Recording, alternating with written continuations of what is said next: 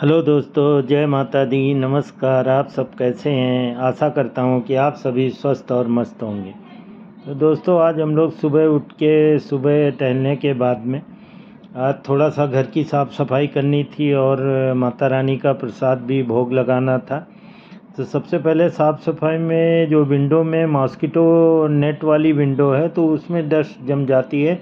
तो मैंने सोचा इसको आज साफ़ कर देता हूँ। वैक्यूम क्लीनर लिया, वही मैं ये देखिए साफ़ सफाई कर रहा हूँ।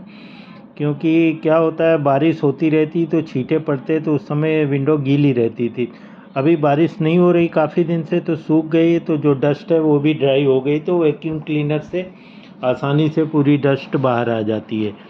तो वही ये साफ़ सफाई चल रही है। सारी विंडो मैंने साफ़ करी, हॉल की, दोनों बेडरूम की, किचन की, सारी बालकनी की विंडोज़ ये सब साफ़ करी। तो उसी में थोड़ा टाइम लग गया।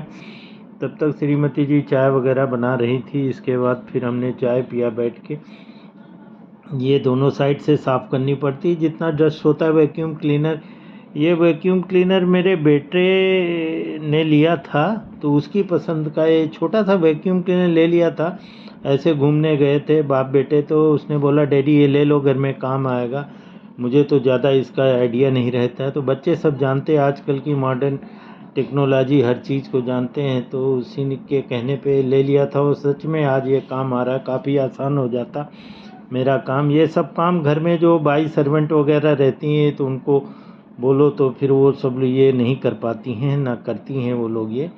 तो अपने से खुद से ही करना पड़ता है। तो अच्छा है, थोड़ा काम करते रहना चाहिए, शरीर में हलचल होती रहती, नहीं तो बैठे बैठे भी शरीर भी जम जाता है। तो वही साफ़ सफाई किया मैंने। ये हॉल है, हॉल की विंडो है, उसको साफ़ कर रहा हूँ। उसके बाद दोनों बेडरूम की विंडो साफ़ करी। छोटी वाली बिटिया, उसकी घर से काम चल रहा है तो सोती रहती है, तो थोड़ा उसको डिस्टर्ब था, तो मैं बोला ये जाग जाएंगी तब उनके रूम में करूँगा, तब तक ये हॉल की कर लेता हूँ और अपने बेडरूम की कर लेता हूँ, किचन की कर लेता हूँ। तो ये श्रीमती जी बीच में आवाज़ दे रही थी कि चाय बन गई, बंद कर दो ये काम, आ जाओ चाय पीते हैं, उसके बाद फिर कर लेना। मैंने सोचा अब एक बार स्टार्ट किया है तो चाय बंद ख़त्म करके ही फिर चाय वाय पीते हैं। बीच में मैं भूल गया, एक ही लाइट जल रही थी तो बाकी लाइटें जलाना भूल गया मैं हॉल की। तो बीच में देखिए आप, थोड़ा सा अंधेरा सा लग रहा है। और कैमरा लगाया था, जो रिंग थी स्टैंड में एलईडी रिंग, वो भी नहीं जला पाया। उसके बाद नहा धो के यहाँ पे पूजा पाठ कर रहा हूँ।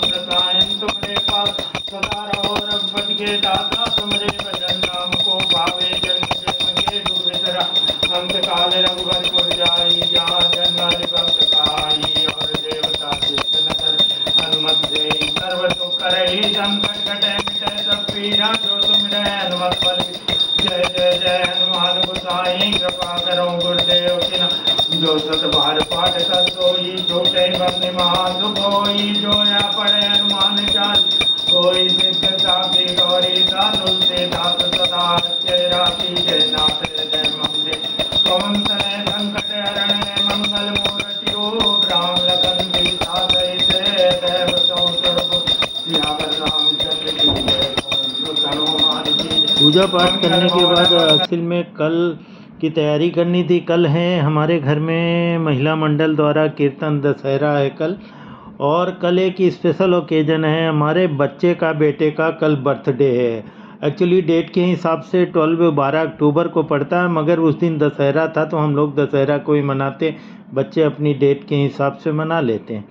तो उसी की सब तैयारी करनी थी। तो मैं पूजा पाठ करने के बाद यहाँ से निकल गया, मार्केट में गया, कुछ सामान वामान लेना था कल के लिए। वो सब महिलाएं आएंगी तो उनके नाश्ता पानी का सब इंतज़ाम करना था। वो प्लेटें, कटोरी और कुछ ड्रिंक्स वगैरह, कुछ सामान और सब लेना था, माला, फूल माला, ये सब।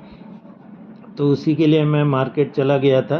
तो ये देखिए वहीं पे मार्केट में मैं, यहाँ पे देखिए सब गमले वगैरह, फूल माले वगैरह मिलते।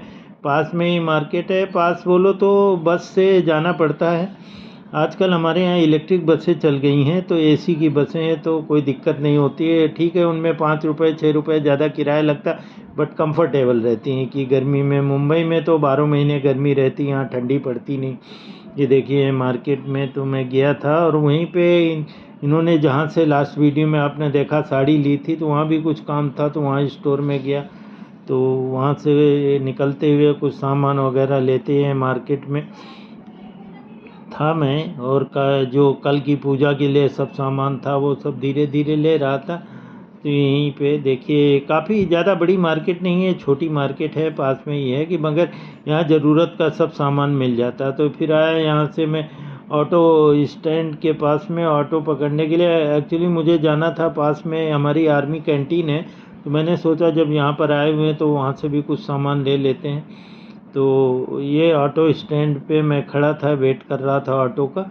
और फिर यहाँ से मैंने ये मेट्रो लाइन जो जा रही, जो मैंने एक वीडियो में आपको दिखाया था हमारे घर के पास से आती, अभी ये चालू नहीं हुई बट बन के 99% कंप्लीट हो गया, जल्दी ही चालू होने वाली। तो ये ऑटो आ गया, मैं ऑटो में बैठ के फिर निकल गया। तो वही कैंटीन की तरफ जा रहा था, वहाँ पे कुछ सामान लेना था कैंटीन में। तो हमने कहा चलो अब यहाँ से बस का इंतज़ार करेंगे तो काफ़ी टाइम लगेगा। तो ऑटो वाला वहाँ से 20 रुपये लेता है, यहाँ मीटर के हिसाब से ऑटो चलते हैं और ऐसे भी उनको रेट मालूम रहते हैं। तो ये ऑटो में बैठ करके, यहाँ पे सीएनजी के भी ऑटो हैं, पेट्रोल डीजल के भी हैं। तो वही ऑटो में बैठ करके मैं वहाँ कैंटीन के पास में गया। तो देखिए कितना ज़्यादा स्पीड में नहीं, धीरे धीरे ही चला रहे हैं रिक्शा वाले बाबूजी, और मस्ती में अपना गाना भी लगा रखा था इन्होंने। तो गाने का माता रानी का गाना लगा रखा था, तो बढ़िया गाना सुनते हुए ऑटो में बैठ के और यहाँ से मैं निकला हूँ। और जो हमारी कैंटीन थी आर्मी कैंटीन, वहाँ पे मैं उतर, ये सामने बोर्ड देख सकते हैं, आर्मी कैंटीन का बोर्ड लगा। तो गया तो अंदर कैंटीन में देखा मैंने बहुत रश थी, तो मेरी हिम्मत नहीं हुई कि यहाँ लाइन में लगें और फिर 1-1.5 घंटा लाइन में जाएगा, आइटम लेना है 2। तो फिर मैं अंदर गया, देखा क्या क्या सामान है और वहाँ से बाहर आ गया। कुछ भूख लगी थी तो सामने एक छोटा रेस्टोरेंट था, वहाँ मैंने एक वड़ा पाव खाया, जबकि वड़ा मेरे लिए नुकसानदायक बट और कोई सहारा नहीं था, भूख मारनी थी तो वड़ा पाव खाना। एक रेडीमेड भोजन है मुंबई में कि वड़ा पाव, भूख लगी है तो वड़ा पाव खा लो। और उसके बाद वहाँ से फिर मैंने बस पकड़ ली और अपने घर की तरफ बस से आ गया। और ये देखिए यहाँ बस स्टैंड था तो वहीं पे खड़ा था। तो ये बिल्डिंगें हैं जो ये आर्मी, एयरफोर्स, नेवी वाले जो रिटायर हो गए हैं उनके ये बिल्डिंग बनाई गई हैं। तो ये हाउसिंग कॉलोनी है, वहीं पे लोग रहते हैं। घर आने के बाद फिर जाना था मुझे मिष्ठान भंडार में, जहाँ लड्डू वगैरह समोसे वगैरह के लिए आर्डर देना था।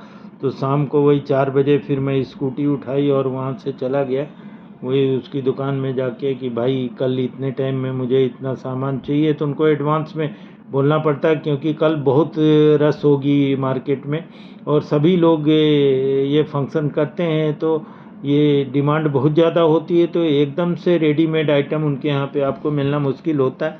तो हम पहले बात करके आए थे, तो उसने बोला था सर आपको 1 दिन पहले बोलना पड़ेगा क्या क्वांटिटी चाहिए आपको और कितने टाइम चाहिए। वहाँ से ले सब ऑर्डर दे के लौट आए, घर में आए तो श्रीमती जी ने चाय चढ़ा रखी थी और ये अपना जो धूप में कपड़े उपड़े सूख रहे थे उनको लेकर के आई निकाल के और फोल्डिंग कर रही थी। मेरे को बोली देख लो चाय चढ़ी हुई है। तो दोस्तों कभी आओगे तो मेरे हाथ की चाय ज़रूर पीना। चाय मैं बहुत अच्छी बनाता हूँ, बाकी तो कुछ बना नहीं पाता मगर चाय बहुत अच्छी बनाता हूँ और आपको चाय ज़रूर पिलाऊँगा। आप मेरे घर में आओगे, वेलकम, कभी भी आओ मेरे घर पे आइए, मुंबई घूमने आइए, आपका स्वागत है। ये देखिए चाय, गर्मा गर्म चाय बन रही है और शाम के 5 बज चुके हैं, 5:30, हल्का हल्का धूप भी ख़त्म हो गई है, छाँव आ गई है अभी और ठंडी के मौसम आने वाले हैं। हमारे नॉर्थ में तो बोलते हैं करवा चौथ आने पे करवा के बराबर ठंडी पड़ने लगती है, फिर दिवाली में वो बड़ा वाला मटका जो होता है उसके बराबर ठंडी पड़ने लगती है। तो ऐसे ठंडी का सीज़न आता है, उसका भी एक अलग आनंद रहता है। मगर हम तो मुंबई में हैं तो यहाँ तो 12 महीने एक जैसे रहते हैं। हाँ, दिसंबर जनवरी में थोड़ा हल्का ठंडी महसूस होती है, अदरवाइज़ यहाँ ठंडी नहीं पड़ती। देखिए चाय का आनंद ले रहे हैं, बातचीत कर रहे हैं। बिटिया को मैंने बोला एक क्लिप बनाओ, तो वो अपना बैठे कुर्सी में काम कर रही थी, तो उन्होंने उठ के एक क्लिप बनाई। तो ये शाम की चाय है दोस्तों और बैठे हुए हैं, शाम का टाइम हो गया, उसके बाद हाथ पैर धोएंगे। बच्चे का हमारे बर्थडे है, सभी लोग शुभकामनाएं देंगे। कल मेरे बेटे का बर्थडे। और ये मेरी एक पुरानी फ़ोटो थी जब मैं जॉब करता था 2019 में। एक सेमिनार में मैंने एक स्पीच दिया था एनवायरनमेंट पे, घाटकोपर गोदरेज मुंबई में। तो दोस्तों वीडियो कैसा लगा आपको? अगर अच्छा लगा हो तो आप मेरे चैनल को सब्सक्राइब करें, शेयर करें। धन्यवाद। जय